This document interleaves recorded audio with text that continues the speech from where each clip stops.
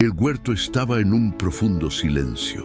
El sonido de la brisa danzaba suavemente entre los árboles, acariciando las hojas y creando un susurro que parecía ser parte del mismo Edén.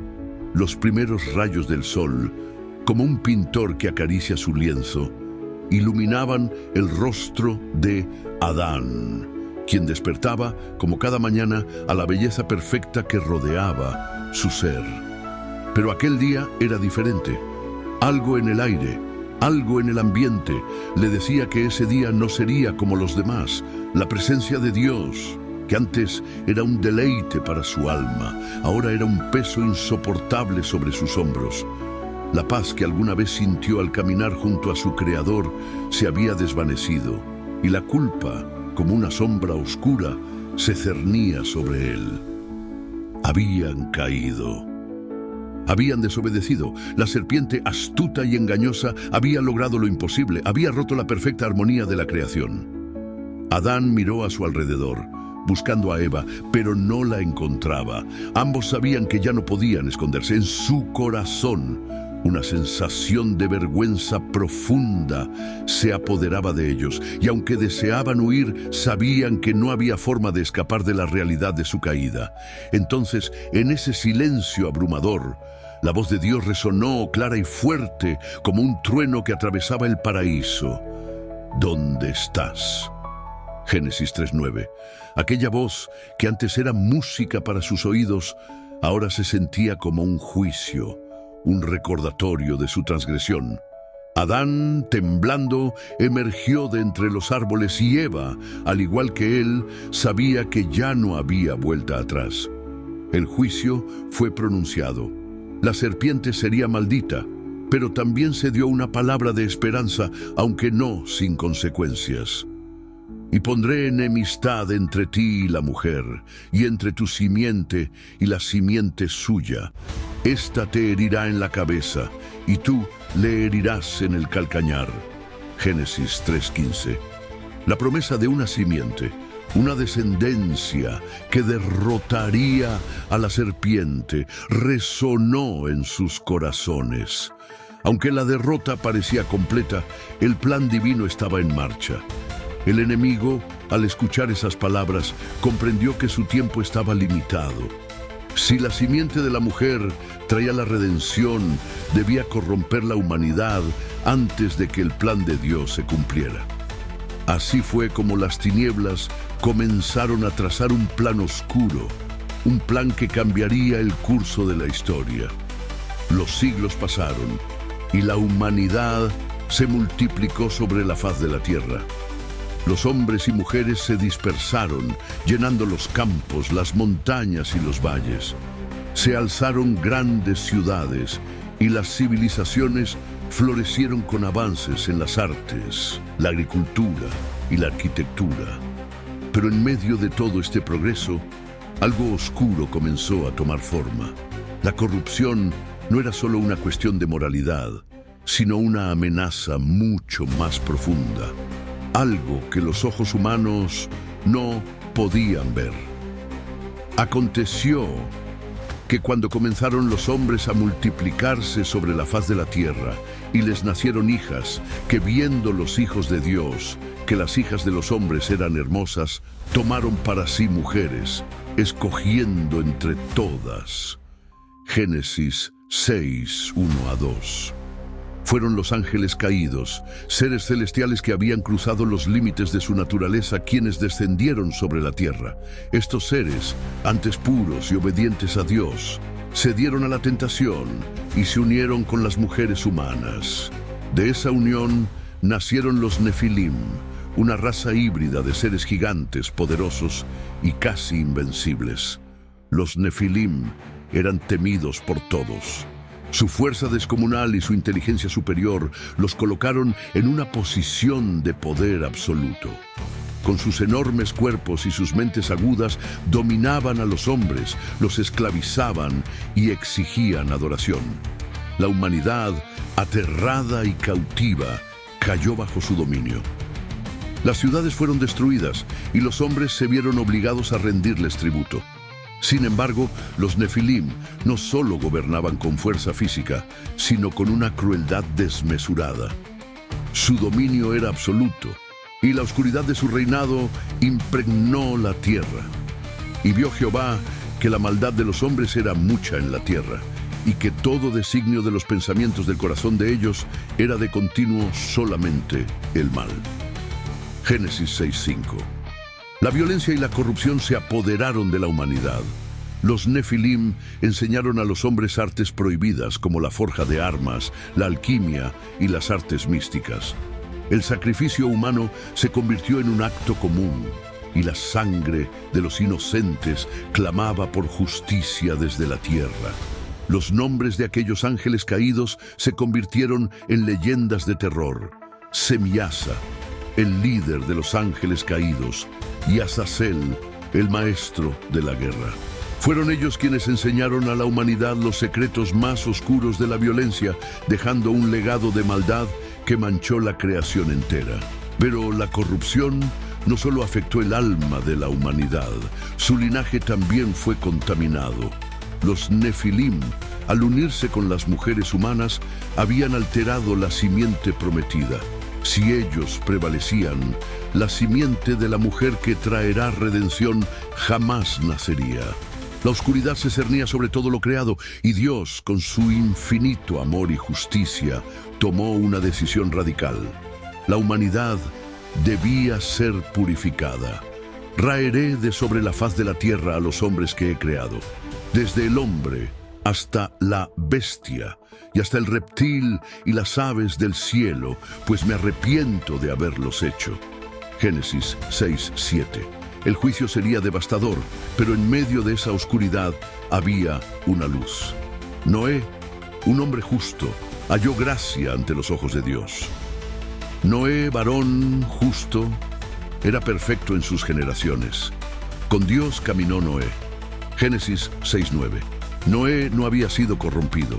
Su linaje no había sido contaminado por la maldad de los Nefilim, y su corazón permanecía fiel a Dios. Así que Dios le confió una misión trascendental: construir un arca que preservara la vida humana y animal durante el diluvio que barrería con toda la maldad. Los Nefilim se burlaban de Noé. Los hombres, incrédulos, lo miraban como a un loco. Pero Noé obedeció. Durante años trabajó en la construcción del arca, mientras el juicio se acercaba cada vez más. Cuando todo estuvo listo, Dios cerró la puerta del arca y las aguas comenzaron a caer. El diluvio fue imparable. Las aguas cubrieron la tierra con furia, desbordando ríos, sumergiendo montañas y arrasando con todo a su paso. Y fue el diluvio 40 días sobre la tierra, y las aguas crecieron y alzaron el arca, y se elevó sobre la tierra. Génesis 7:17. Las ciudades fueron sepultadas, y los Nefilim, al ver su fin inminente, intentaron resistir, pero su fuerza y tamaño no pudieron salvarlos. Uno a uno, perecieron bajo el juicio divino. El mundo quedó en silencio, purificado. El arca que flotaba sobre las aguas era el último refugio de la humanidad, y solo Noé y su familia permanecían con vida. La simiente de la mujer no había sido extinguida. El plan de Dios seguía en marcha, y la humanidad tendría una segunda oportunidad. Los días pasaron, y las aguas comenzaron a disminuir.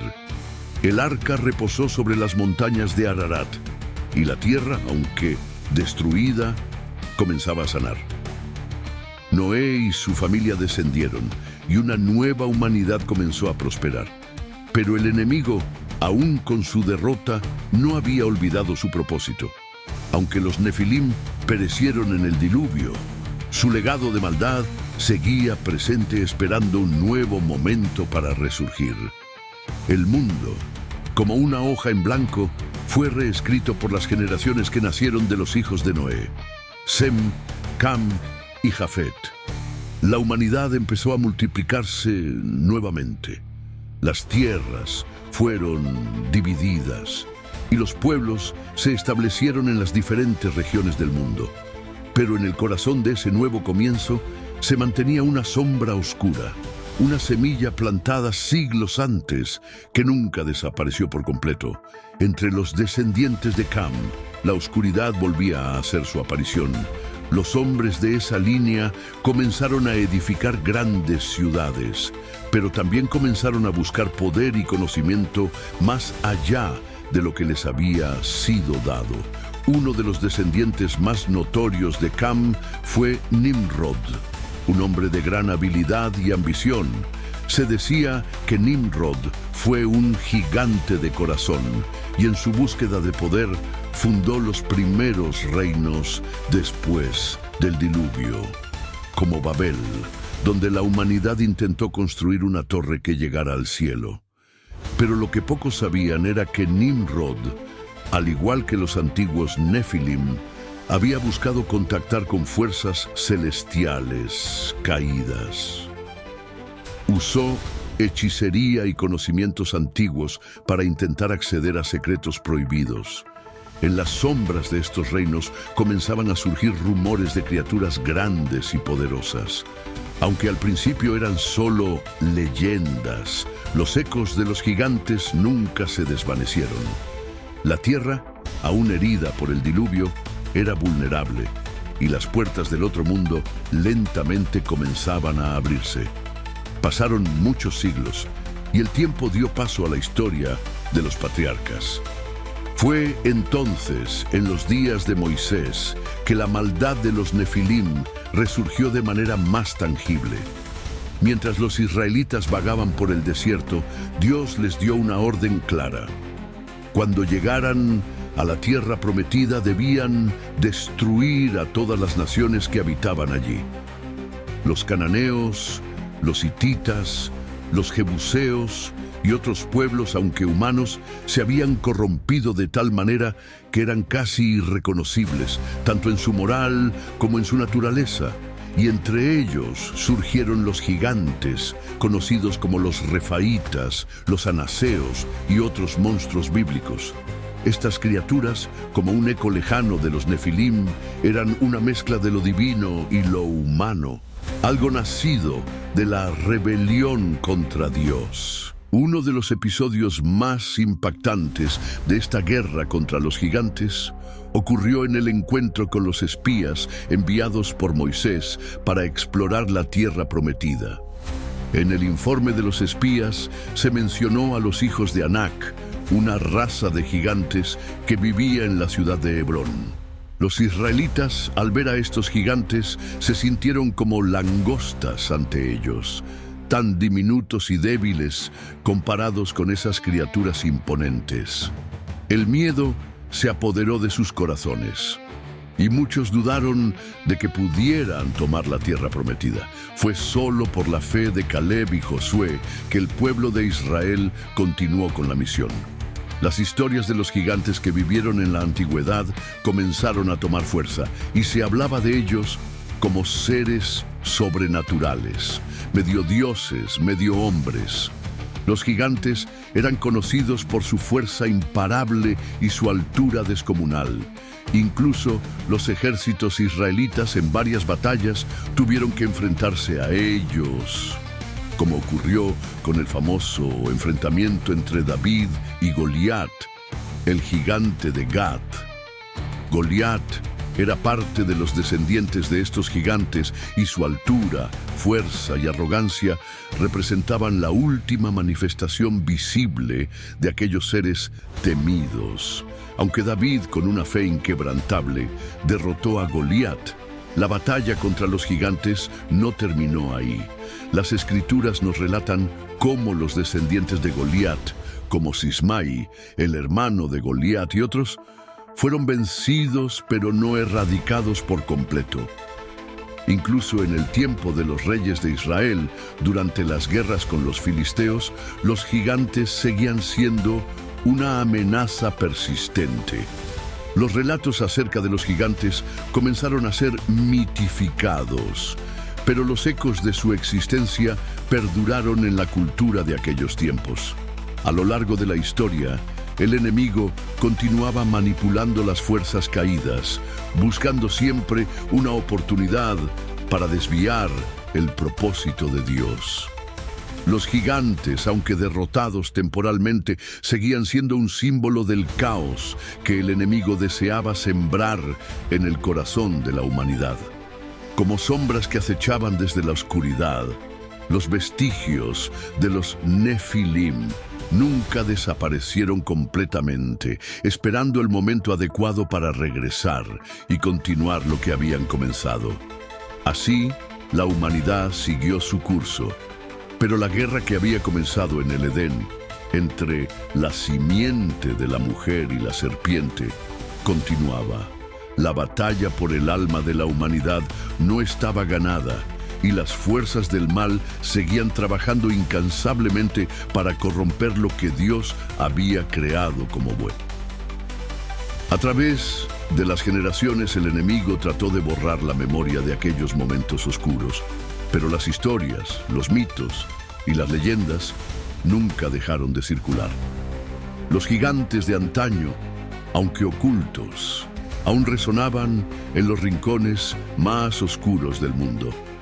Los siglos pasaron y la humanidad, en su continuo caminar, parecía olvidar las sombras del pasado.